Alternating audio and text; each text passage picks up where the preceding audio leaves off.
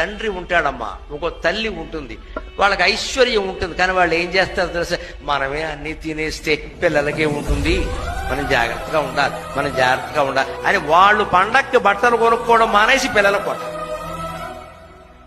ఈ త్యాగం కూడా పిల్లలు చూస్తారు. మా నాన్నగారు ఎప్పుడు కొత్త పంచి కట్టుకోవడం చూడలేదు, ఎవరైనా కొనిస్తేనే కట్టుకున్నారు కానీ ఆయన అంతటా ఆయన కొనుక్కోలేదు అని కొడుక్కి అనిపించింది అనుకోండి, వాడు ఆ తండ్రిని ఎలా చూసుకుంటాడు? జాగ్రత్తగానే చూసుకుంటాడు. ఆకాంక్షిత బుద్ధి అంటే ఇది ఉంది, ఐశ్వర్యం ఉంది, కానీ పిల్లల కోసం అట్టి పెట్టదలుచుకున్నాం మనం. అందుకని కొన్ని ఖర్చులు తగ్గించుకుంటాం. మనం సినిమాకి వెళ్ళడం మానేసి వాళ్ళని పంపిస్తాం.